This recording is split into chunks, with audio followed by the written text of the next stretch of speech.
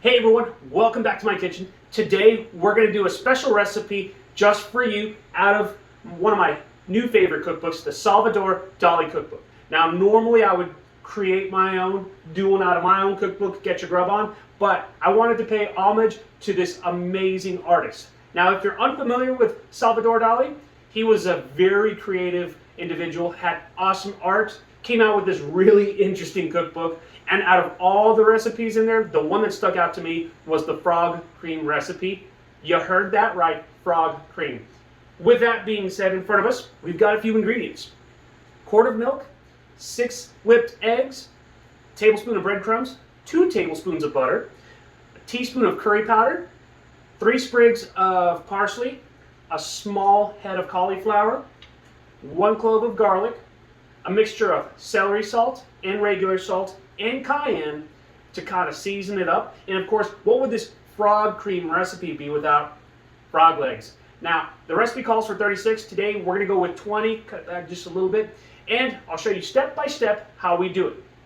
The first thing that you want to do, we're going to cook our cauliflower. We're going to cut it up into fourths and throw it into heavily salted water. And then what we're going to do is cook that until it's soft. The way I like to do it is I like to cut it up into fourths, just like this. Next, we're going to throw it into a pot of salted water. We're going to check on this in about 15 to 20 minutes. Get a fork, just mash it up. We're going to get our butter, throw it into a pan, and cook off our frog legs. Don't forget to season them in the pan. We're just going to let these continue to cook. Now that these frog legs are cooked, we're just going to debone them. Very delicate meat, so just kind of be careful.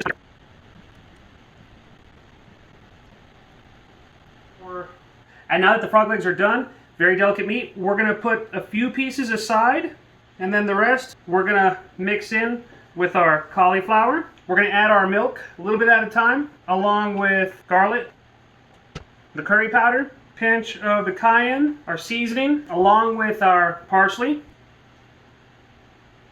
and finally our eggs. And all we're going to do is just mix this all up.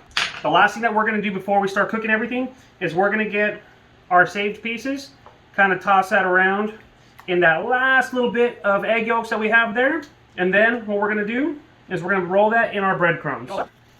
The next step is we're going to get an oven-safe ceramic dish, and we're going to put it in a second container. The reason being is because we're going to throw water in here, so that way it'll be kind of like a double boiler, and this is just going to go in here. We're going to put a little bit of water in here. We're going to bake this off at 425 for 30 minutes. The next step that we want to do is get a little bit of butter and put our frog pieces into our frying pan, and we're just going to let them lightly brown all over. Alright, we've got some color on our breaded frog. Now we're going to take those out and let them rest. It's been about 30 minutes. Our frog cream is all set up.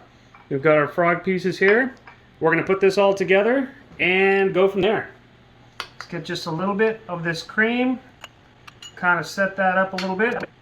And then we're going to get a couple pieces of our crispy frog. Make it 3.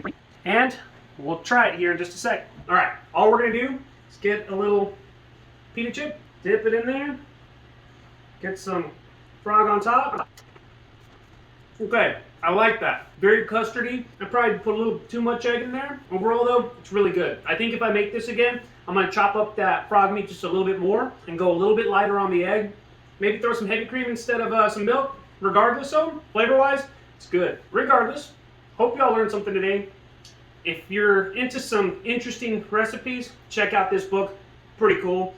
Otherwise, follow me on social media. Chef Steven Gonzalez on Facebook, Chef Stegons on Instagram and Twitter. Also go to chefstevengonzalez.com and get my cookbook, Get Your Grub On, and we'll catch you later.